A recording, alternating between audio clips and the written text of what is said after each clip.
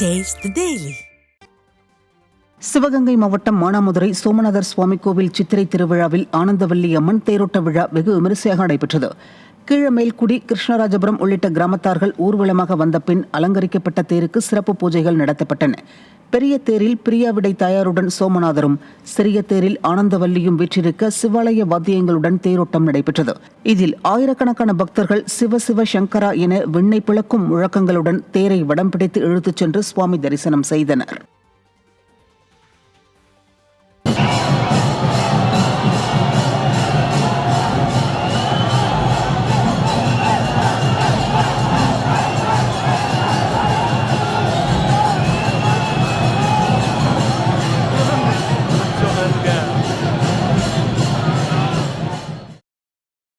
சிவகங்கை மாவட்டம் சிங்கம்புணரி பிரான்மலை திருக்கொடுங்குன்றநாதர் கோவில் சித்திரை திருவிழா விமரிசையாக நடைபெற்றது.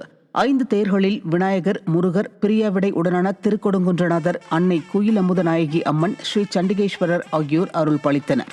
இதில் பிரான்மலை சுற்றுவட்டார 18 பட்டி கிராமங்களைச் சேர்ந்த ஆயிரக்கணக்கான பக்தர்கள் கலந்து கொண்டு திருக்கொடுங்குன்றநாதர் சுவாமியின் அருள் பெற்று சென்றனர்.